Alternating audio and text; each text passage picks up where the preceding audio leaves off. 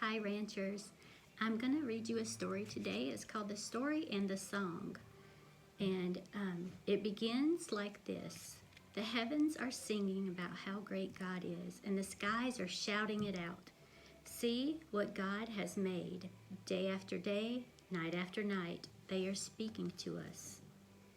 God wrote, I love you. He wrote it in the sky and on the earth and under the sea. He wrote his message everywhere because God created everything in his world to reflect him like a mirror, to show us what he is like, to help us know him, and to make our hearts sing.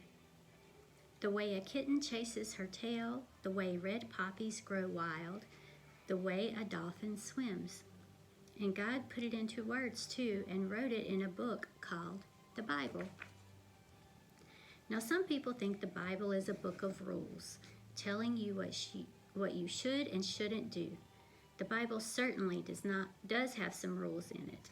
They show you how life works best. But the Bible isn't mainly about you and what you should be doing. It's about God and what he has done. Other people think the Bible is a book of heroes, showing you people you should copy. The Bible does have some heroes in it, but as you'll soon find out, most of the people in the Bible aren't heroes at all. They make some big mistakes, sometimes on purpose. They get afraid and run away. At times, they are downright mean. No, the Bible isn't a book of rules or a book of heroes. The Bible is most of all a story.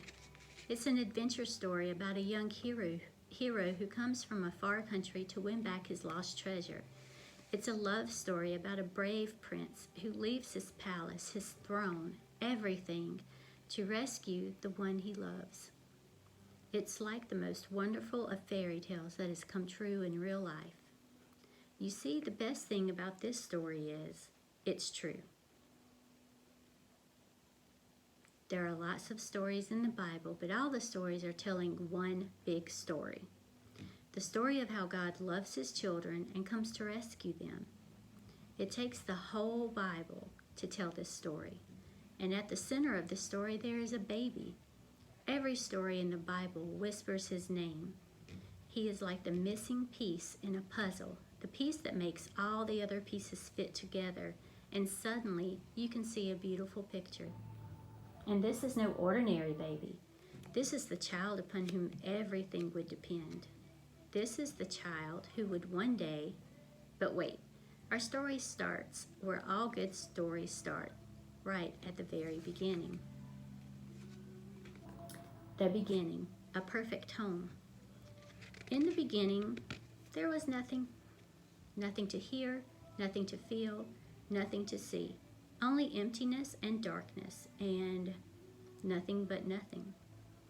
But God was there, and God had a wonderful plan. I'll take this emptiness, God said, and I'll fill it up. Out of the darkness, I'm going to make light, and out of the nothing, I'm going to make everything. Like a mommy bird flutters her wings over her eggs to help her babies hatch, God hovered over the deep, silent darkness. He was making life happen. God spoke, that's all. And whatever he said, it happened. God said, hello, light, and light shone in the darkness. God called the light day and the darkness night. You're good, said God. And they were. Then God said, hello, sea, hello, sky, and a great space opened up wide and deep and high. You're good, God said, and they were. And God said, hello, land, and there, splashing up through the oceans, came cliffs, mountains, and sandy beaches. You're good, God said, and they were. Hello, trees, God said. Hello, grass and flowers, and everything everywhere burst into life. He made buds bud, shoots shoot, flowers flower. You're good, said God, and they were. Hello, stars, God said. Hello, sun, hello, moon, and whizzing into the darkness came fiery globes, spinning around and around, whirling orange and purple and gold planets.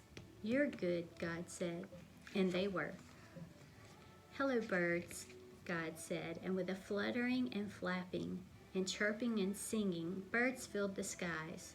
"Hello, fish," God said, and with a darting and dashing and wriggling and splashing, fish filled the sea. "You're good," God said, and they were. Then God said, "Hello, animals," and everyone came out to play. The earth was filled with noisy noises, growling and gobbling and snapping and snorting and happy skerfluffing. "You're good," God said, and they were. God saw all that he had made, and he loved them, and they were lovely because he loved them. But God saved the best for last. From the beginning, God had a shining dream in his heart. He would make people to share his forever happiness. They would be his children, and the world would be their perfect home. So God breathed life into Adam and Eve. When they opened their eyes, the first thing they ever saw was God's face. And when God saw them, he was like a new dad. "You look like me," he said. "You're the most beautiful thing I've ever made." God loved them with all of his heart, and they were lovely because he loved them. And Adam and Eve joined in the song of the stars and the streams and the wind and the trees, the wonderful song of love to the one who made them. Their hearts were filled with happiness, and nothing ever made them sad or lonely or sick or afraid. God looked at everything he had made. "Perfect," he said, and it was. But all the stars and the mountains and the oceans and the galaxies and everything were nothing compared to how much God loved his children. He would move heaven and earth to be near them, always. Whatever happened, whatever it cost him, he would always love them. And so it was that the wonderful love story began. Thanks, guys. I know the story is familiar to you. I just want you to remember that the way God created our entire earth and Adam and Eve is the same way he created you. He knew you before you were born, and he loves you.